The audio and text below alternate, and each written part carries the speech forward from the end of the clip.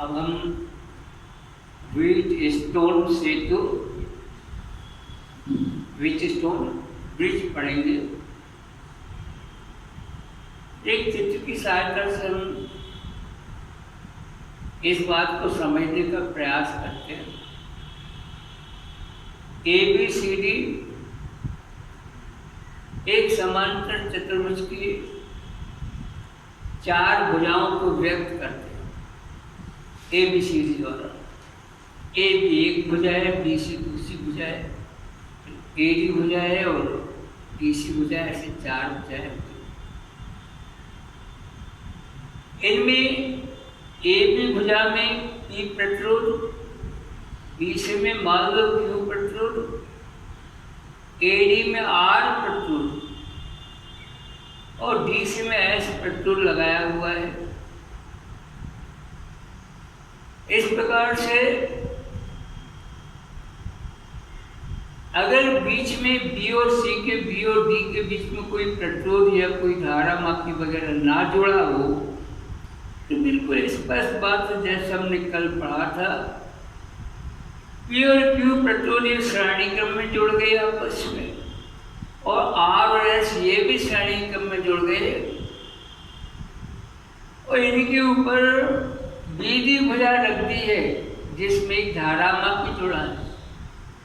ये भुजा सेतु की भांति व्यवहार कर रही है, पुल की तरह कार्य कर रही है, इसलिए इस उपकरण को व्हीट स्टोन सेतु कहते हैं। व्हीट स्टोन ने बनाया था और बीदी भुजा यहाँ पर सेतु का काम कर रही है।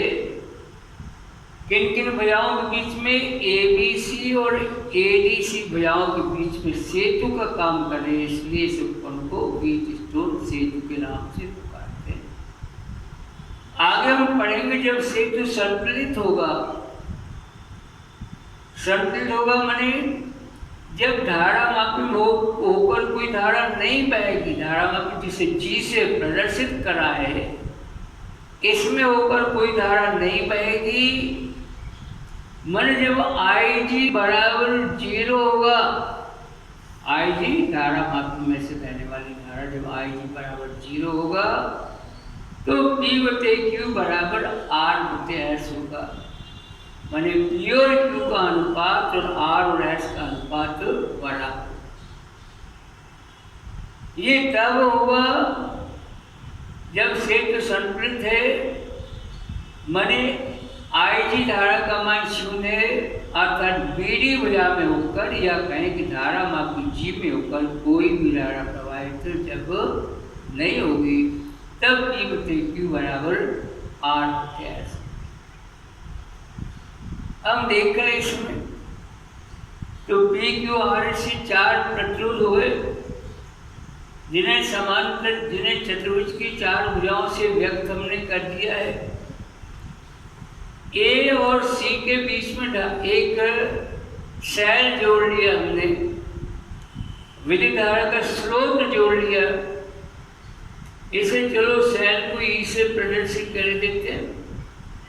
यहाँ एक कुंजी K जोड़ी हुई है और B और D के बीच में एक धारा मापी जोड़ा हुआ है जिसका प्रतिरोध कैपिटल G है और एक कुंजी यहाँ पे कुंजी K2 भी जोड़ी हुई है।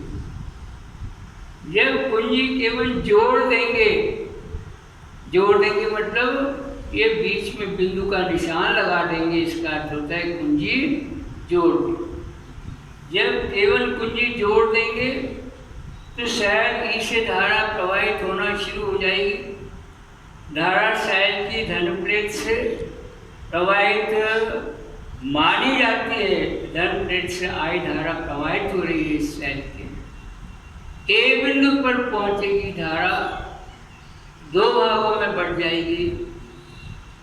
एक ABC मार्ग पर जाएगी, एक ADC मार्ग पर जाएगी। तो A बिंदु पर AB मार्ग पर जाने वाली धारा I1 है मान ले हम, और AD मार्ग पर जाने वाली धारा I2 है। इस प्रकार I धारा 2 भागों में बट गई, एक I1 भाग है, एक I2 भाग है। I1 भाग ए भी भुजा में माने बी प्रत्योर्म से प्रवाहित है और I2 भाग आर प्रत्योर्म माने ए डी भुजा में प्रवाहित है। अब बी बिंदु पर विचार करें, ये कुंजी K2 भी जोड़ी हुई है अपने, तो बी बिंदु पर क्या होगा? बिल्कुल सादा सी बात है, ये जो I1 धारा थी इसका कुछ भाग धारा मापी के जी प्रतिरोध से चला जाएगा। इस भाग को हमने IG से व्यक्त करा है और शेष भाग कितना बचेगा? तो I1 में से IG इधर चला गया है, तो Q प्रतिरोध में होकर जो शेष बचेगा वो धारा का मान होगा I1 माइनस I। फिर से देख लीजिए, ये प्रतिरोध में I1 धारा आ रही थी, इसका IG भाग धारा मापी G में होकर चला गया है, विशेष भाग I1 माइनस IG बचेगा। ये Q प्रतिरोध में माने BC भुजा में प्रवाहित हो। अब जब हम I2 की बात कर ले, A बिंदु पर I2 धारा R प्रतिरोध में होकर जा रही है, D पर ये धारा पहुंचेगी तो ऊपर से IG धारा भी आ रही है, माने D पर ये दोनों धाराएं मिल जाएंगी तो ये जो आगे प्रतिरोध S है इसमें बहने वाली कुल धारा होगी I2 प्लस IG। इस प्रकार से हमने चित्र के आधार पर धाराओं के विभाजन को भी हमने पढ़ लिया है और हम इस शर्त निकालेंगे, अब ये प्रतिबंध स्थापित करेंगे कि सेतु जब संतुलित होगा तो P/Q बराबर R/S। तो हमने किरचॉफ के नियम पढ़े थे, किरचॉफ के नियम को हम उपयोग करेंगे। तो परिपथ में मैं दो जाल, दो खंड, दो मैश की बात करूंगा। पहले ये पहला मैश, पहला जाल जिसे ABDA के नाम से पुकारे अपन, जाल अंग्रेजी में जिसे मैश कहते हैं, जिसे खंड या भाग कहते हैं परिपथ का, ये जाल ABD जाल है। इस पर हम विचार करना चाहते हैं, ABDA इस जाल पर हम विचार करना चाहते हैं। तो इसमें देखने अपन किरचॉफ का नियम लगाएंगे हम। तो देख लीजिए, AB भाग में धारा A से B की ओर जा रही है और BD भाग में ये धारा फिर नीचे की ओर आ रही है, IG धारा नीचे आ रही है, लेकिन AD भाग में दिशा विपरीत हो गई।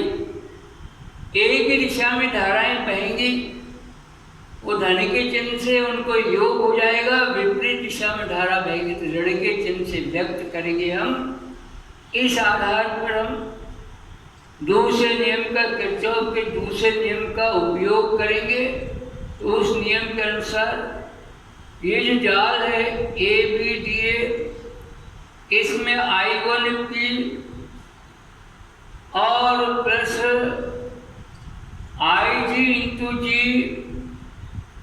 और माइनस I2/R और बराबर 0 हो जाएगा। दूसरा नियम हमने पढ़ा था I1P, ये AB भुजा के लिए हमने धारा और प्रतिरोध का गुणा लिखा है, और प्लस IG/G, ये BD भुजा में हमने धारा प्रतिरोध का गुणा लिखा, लेकिन योग करेंगे क्योंकि ये एक ही दिशा है।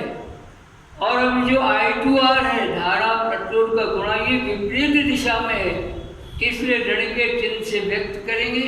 तो पहला समीकरण आएगा I1P plus IG/G minus I2R बराबर 0। ये समीकरण एक। ये कौन सा मैश था? ये ABDA, ये वाला मैश है, ये वाला जाल है, माने ये वाला खंड है, लेकिन एक खंड और ये दूसरा खंड, इस पर विचार करें।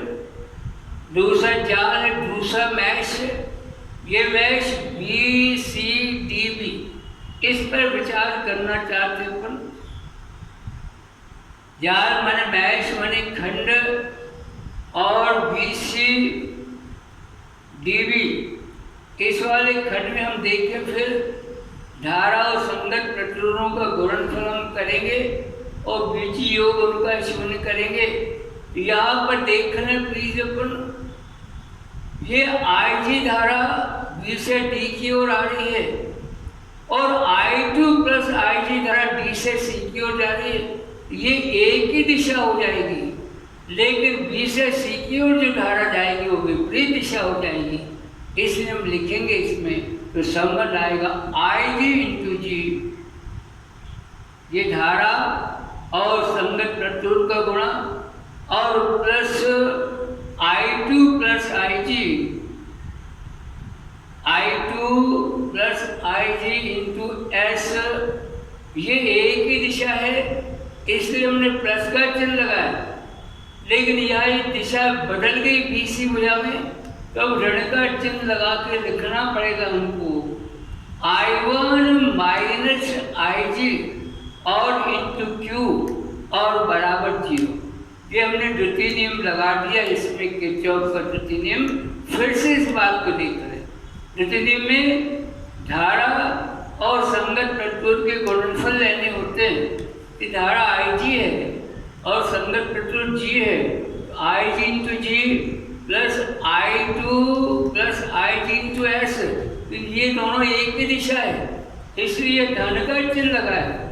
लेकिन यहाँ धारा I minus I1 minus IG और इंटू Q लिखेंगे हम, क्योंकि ये ऋण का चिन्ह आएगा, दिशा विपरीत हो गई तो माइनस ब्रैकेट में I1 minus IG bracket close into Q। ये चलो दूसरा शब्द। लेकिन क्षेत्र तो संतुलित होना चाहिए। अभी बात हमने करी थी, क्षेत्र संतुलित कब होता है? जब BD में होकर कोई धारा प्रवाहित ना हो। BD में धारा प्रवाहित ना हो माने IG बराबर 0। हम विचार करें से कब हो सकता है? हमको पता है धारा उच्च विभव वाले बिंदु से और निम्न विभव वाले बिंदु की ओर प्रवाहित होती है। अगर B का विभव ज़्यादा है और D का कम है तो धारा B से D की ओर बहेगी। अगर D का ज़्यादा है और B का विभव कम है तो धारा उल्टी बहती, D से B की ओर बहती। लेकिन धारा बहेगी कब नहीं? जब B का विभव और D के विभव बराबर हो जाएंगे तो बीच के भाग में माने धारा मापी होकर कोई धारा प्रवाहित नहीं होगी। तो IG बराबर 0 माने धारा मापी में बहने वाली धारा 0 होगी। लेकिन तब होगी जब B का विभव VB और D का विभव VD ये दोनों आपस में बराबर है। ये बराबर करने के लिए एक प्रतिरोध हम परिवर्ती प्रतिरोध लगा लेते हैं, वेरिएबल रेजिस्टेंस लगाते हैं, जिसको हम बदल के और BOD के विभव बराबर कर सकते हैं। जब BOD के विभव बराबर हो जाएंगे तो स्वाभाविक बात है धारा मापन में कोई धारा नहीं बहेगा। तो विभव बराबर करने के लिए क्या करा हमने? एक प्रतिरोध को वेरिएबल परिवर्ती प्रतिरोध के रूप में ले लेते हैं, जिसका मान हम अपनी इच्छानुसार बदलते हैं। और इसको तब तक बदलते हम जब तक BOD के विभव बराबर ना हो जाए, मान जब तक धारा मापी में से बहने वाली धारा का मान शून्य हो। तो संतुलित क्षेत्र के लिए IG बराबर 0 होना चाहिए। अगर ये मान लिखें अपने समीकरण 1 में भी IG बराबर 0 लिख दें और समीकरण 2 में भी जहाँ जहाँ IG लिखा हुआ 0 लिख दो उसके स्थान पर, तुम देखिए क्या हमको प्राप्त हो जाएगा। तो समीकरण 1 से हम विचार करने जा रहे हैं। समीकरण 1 से आएगा I1P माइनस I2R बराबर 0 और पक्षांतर करते हैं इसका हम, तो संबंध आएगा I1P और बराबर I2R। ये समीकरण, चलो इसको समीकरण नंबर 3 के नाम से पुकार लेते हैं। जो समीकरण 1 में IG बराबर 0 लिखा था, अब समीकरण 2 में भी यही काम करें। क्षेत्र तो संतुलित है, संतुलित है माने BD में कोई धारा नहीं बह रही, माने IG बराबर 0। जहाँ जहाँ IG हमको दिख रहे हैं इस प्रत्येक स्थान पर हम 0 लिखेंगे तो संबंध आ जाएगा समीकरण 2 से और IG इंटू S और माइनस आ जाएगा I1 इंटू Q और बराबर 0। देखिए 0 हो जाएगा पद, ये पर 0 तो I2S बचेगा, ऋण का चिन्ह लगा दिया, IG 0 तो यहाँ I1Q बचेगा। इस प्रकार से IG into S minus I1Q बराबर 0 लिख दिया अपन ने। I2S बचेगा सर? हाँ, I2S। तो शेष बचा हमारे पास में I2S और माइनस लिखा अपन I1Q बराबर 0। ये समीकरण हमने यहाँ पर लिख ली है। अब इसमें I1 का पद एक साइड में, I2 का पद दूसरे साइड में कर लेते हैं पक्षांतर करने के बाद में। तो संबंध जो हमारे पास में शेष बचता है वो रहेगा I1Q और बराबर I2S। ये समीकरण 4 होगी, I1Q और बराबर I2S। हम तीसरे समीकरण में चौथे समीकरण का भाग लगा देंगे, समीकरण नंबर 3 बटे समीकरण नंबर 4। तो ये शेष बच जाएगा P बटे Q और बराबर R बटे S। P बटे Q बराबर R बटे S। ये बीच स्थिति के लिए हमने शर्त निकाल दी, प्रतिबंध निकाल दिया, समीकरण निकाल दिया कि अगर क्षेत्र संतुलित है तो P बटे Q बराबर R बटे S। यहाँ अपन ने देखा बीच क्षेत्र के लिए हमने समीकरण तो निकाला, लेकिन हमने किरचॉफ के नियम का इस्तेमाल भी पढ़ लिया, यूज भी पढ़ लिया। फिर किरचॉफ के नियम से व्हीटस्टोन सेतु का सिद्धांत या उसका व्यंजक स्थापित हमने करा है।